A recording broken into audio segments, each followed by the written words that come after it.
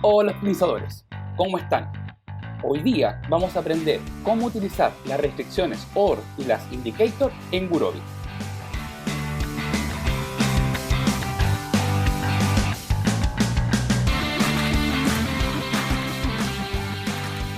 Bueno, ya estamos en nuestro Jupyter Notebook, entonces ahora vamos a ver cómo utilizar las restricciones OR o la indicator.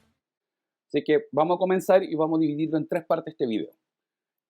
Primero vamos a ver el problema planteado y vamos a hacer la clásica formulación con la Big M. Después de eso vamos a ocupar una indicator constraint para hacer exactamente lo mismo. Y después vamos a ocupar una restricción OR. Si bien este no es el mejor ejemplo de la restricción OR, porque efectivamente vamos a hacer un problema que pudiese ser mucho más pequeño, un poco más grande, vamos a tener que agregar más variables de las que debiésemos, va a servir como ejemplo para que vean cómo funciona. Ya. Entonces, comencemos. El problema es bastante simple. Tenemos 300 estudiantes que necesitan viajar al zoológico. Pueden arrendar un bus de 40 asientos por 500 unidades monetarias o uno de 30 asientos por 400 unidades monetarias. La pregunta es, ¿cuántos buses de cada tipo se deben arrendar para minimizar los costos? Sin embargo, hay una restricción, que solamente hay 3 buses disponibles de 40 asientos, y en el caso que se necesite utilizar más, se deben arrendar 7 o más, que es como arrendar la flota completa. Si hacemos nuestro modelo de programación lineal, que es lo que tenemos, nuestra función objetivo, el bus que voy a utilizar por los costos, y que de hecho acá debiese ser minimizar, no maximizar. La capacidad, cada bus por su capacidad tiene que ser mayor o igual a 300, y aquí viene nuestra restricción O, que tiene que ser I1 menor o igual que 3 o I1 mayor o igual que 7. Entonces vamos a primero a desarrollar el modelo normal, sin agregar las OR, sin nada. Ahí tenemos el modelo 1, vamos a crear la variable decisión y 1 va a ser igual a model.addPar btype. En este caso, como son buses, es variable entera y realmente un name. Vamos a copiar y 2 es exactamente igual. Ahora nuestra función objetivo, model.setObjective, va a ser los 500 por I1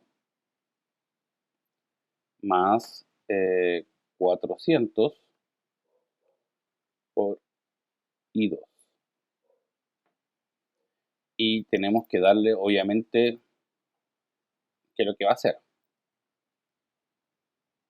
Minimizar. Ahora vamos a las restricciones. La primera restricción es 40x1 más 30x2 mayor o igual que 300, que es la cantidad de estudiantes.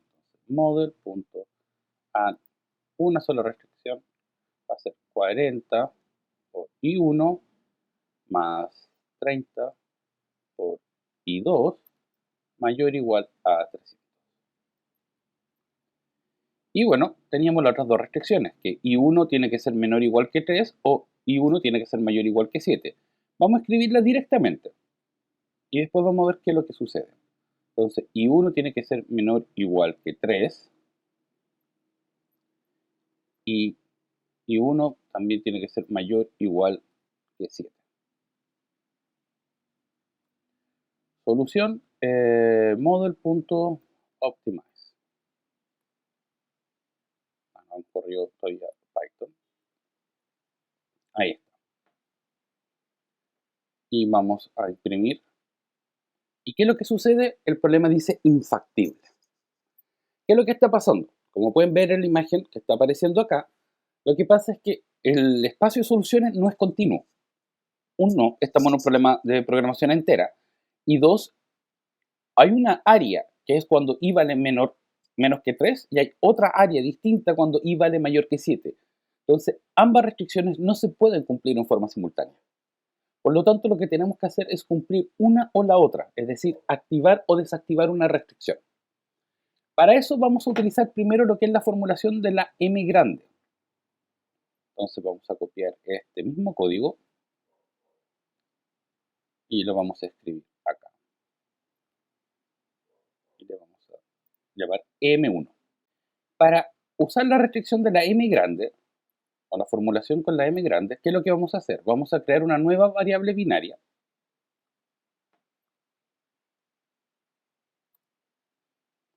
que vamos a llamar r. Ahora, recuerden que los nombres de las variables nunca es tan relevantes. Podríamos haber trabajado con x y llamaríamos esta binaria y, da lo mismo. Mantenemos todo el problema, pero vamos a cambiar las restricciones. Entonces, en esta restricción vamos a escribir y1 es menor o igual que 3 más 1 menos r por m. Y esta restricción va a ser 7 menos r por m. Obviamente ese m es un valor grande que yo tengo que definir. Vamos a definirlo en este momento como 6. Y ahora vamos a resolver el problema.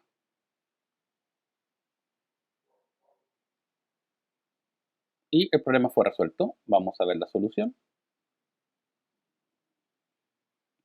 La solución es i1 vale 7 e i2 vale 1. ¿Por qué? Porque el valor de r tomó el valor 0. ¿Qué es lo que significaría eso? Vamos a ver.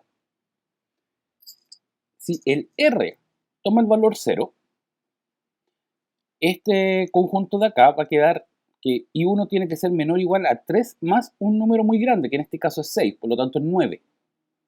Y en este caso, como r vale 0, i1 tiene que ser mayor o igual que 7.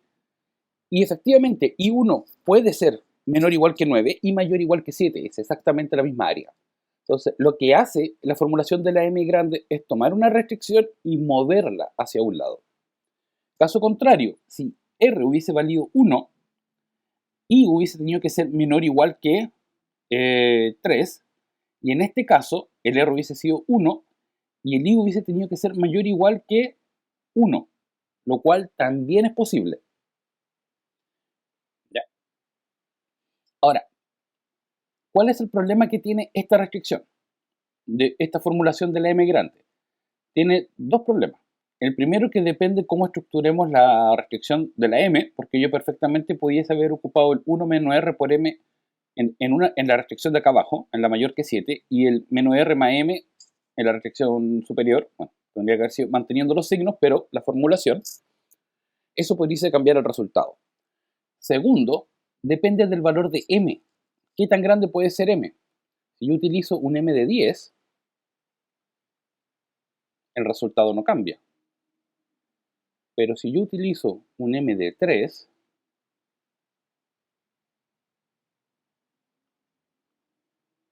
el problema vuelve a ser infactible.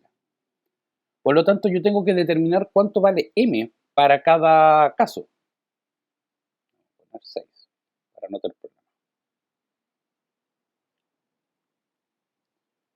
Vamos a ver el mismo problema, pero vamos a cambiar precisamente la formulación de la m. Vamos a invertirla.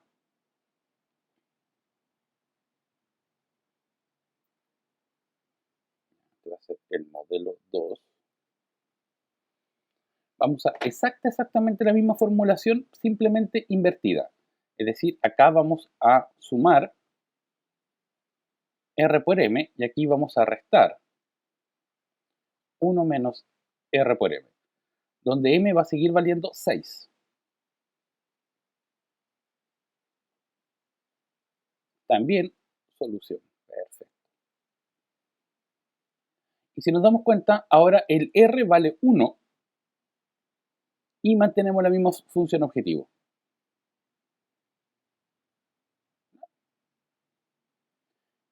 Probemos con un m de 5. Sigue funcionando. Y si probamos con un m de 4, sigue funcionando. Pero la solución cambia. En el caso anterior, cuando probamos con un m de 4, era infactible. Ahora con un m de 4 funciona, pero el resultado cambia. Y de hecho, la función objetivo acá es 3900. Si revisamos el caso anterior, también era 3900. Es decir, estamos en un óptimo alternativo. Tenemos mismo valor de la función objetivo, pero dos soluciones. Una que me dice que tengo que usar 7 del camión o del bus grande y 1 del vehículo chico. Y otra solución que me dice, no, ocupan los 3 del vehículo grande y 6 del vehículo chico. Y todo eso simplemente dependiendo de cómo modificamos el valor de m. Entonces, ¿qué es lo que vamos a hacer? Vamos a utilizar lo que son las indicator constraints ahora. ¿A qué nos ayuda la indicator constraint? Precisamente a no tener que estar determinando cuál es el mejor valor de m. Gurobi numéricamente determina cuál es el mejor valor de m para que eso funcione cuando usamos la indicator constraint. Así que ahora vamos a pasar una explicación de cómo funcionan y después de eso vamos a volver a programarlas. ¿Cómo se utilizan las restricciones indicator? Primero, ¿qué es lo que es una restricción indicator? Lo que nosotros tenemos es una variable, generalmente binaria, que le vamos a dar el valor 1. En el caso que tenga ese valor, se va a cumplir cierta restricción. Para eso hay dos formas de hacerlo con Gurobi. La primera es utilizar este tipo de restricciones que se llaman genéricas o generales, ¿ya? Y llamar a la indicator. Entonces ponemos modelo OM add gen constraint indicator y ponemos nuestra variable binaria, que por defecto va a tener el valor 1, coma, y la restricción que se tiene que cumplir. ¿Esto qué quiere decir? Que si esa variable tiene el valor 1, entonces la restricción que sigue se va a cumplir. El problema con este tipo de restricción es que si queremos hacer varias, tendríamos que hacer un ciclo for, como se ve aquí en el ejemplo. Pero para eso tenemos otra forma de solucionarlo y poder trabajar como ya lo habíamos estado haciendo. Podemos utilizar las restricciones normales, las que ya hemos utilizado en todos los otros modelos y videos que hemos visto. La diferencia es que en el caso que queramos hacer muchas restricciones, usamos modelo.addConstraint, abrimos paréntesis y ahí yo elijo el valor de la variable dentro de paréntesis. Entonces digo que la variable binaria y sub i va a ser igual a 1, doble signo mayor, en este caso es entonces, abro paréntesis otra vez e ingreso cuál es la restricción que se debe cumplir. Y eso lo puedo hacer para todo i en el conjunto que sea. De tal manera, la variable binaria y cuando valga 1, la restricción que depende de una variable que también está en el mismo conjunto y se va a activar y va a funcionar. Ya estamos de vuelta, ya vimos cómo usarla, así que vamos a implementar nuestra indicator constraint. Vamos a copiar el mismo modelo.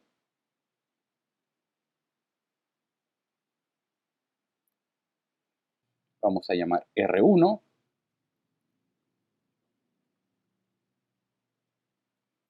R2. Y vamos a escribir nuestras indicator constraints.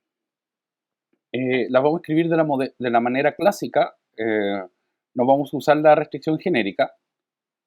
Model.addConstraint, paréntesis. Si el R1 es igual a 1, entonces, ¿qué restricción vamos a activar? La restricción que I1 es mayor o igual a 3. Y si el R2 es mayor o igual a 1, vamos a activar, no, perdón, este es menor o igual que 3, este es mayor o igual que 7. Y vamos a borrar esta restricción. Ahora yo todavía tengo que agregar otra restricción. Como tengo que elegir que una de esas dos restricciones se active,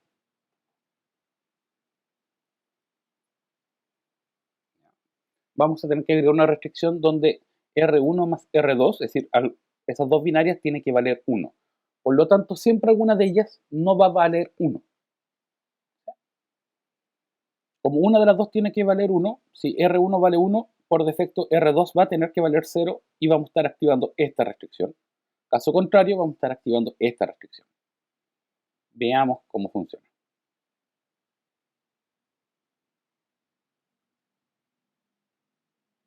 Y llegamos exactamente al mismo resultado que habíamos visto antes. Función objetivo de 3900, pero si nos damos cuenta, la asignación fue la segunda solución que habíamos encontrado, la de el I1 con 3 y el I2 con 6. ¿Sí? Ahora vamos a ver cómo generar la restricción OR. Así que vamos a ir a ver a una explicación cómo se generan y vamos a volver a programarla. ¿Cómo utilizamos las restricciones OR y AND? Para usar estas restricciones vamos a necesitar más de una variable binaria. Vamos a tener una variable binaria R. ¿Ya? Esta variable binaria va a ser igual a 1 en el caso de una OR si I1 o I2 valen 1. Si alguna de esas dos variables binarias vale 1, la variable binaria R también va a valer 1.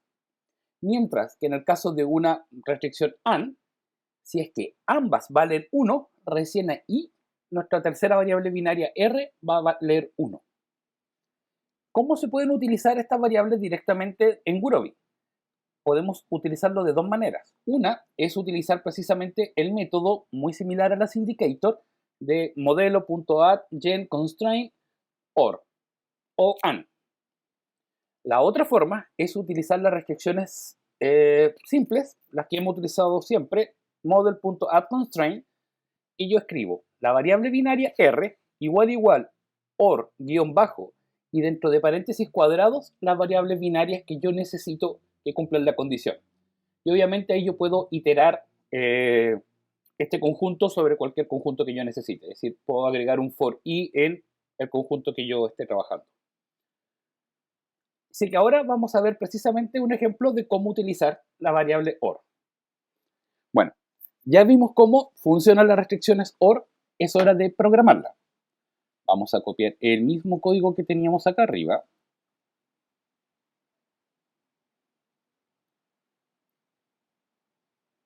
A esta le vamos a llamar OR1. Y vamos a usar también la funcionalidad clásica, la sin restricciones genéricas. ¿Ya? Entonces vamos a tener que escribir que R, de hecho vamos a copiar esto,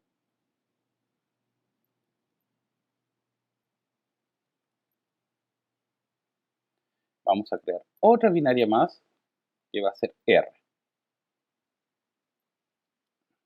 Esto me equivoqué, debería haberlo puesto hace rato.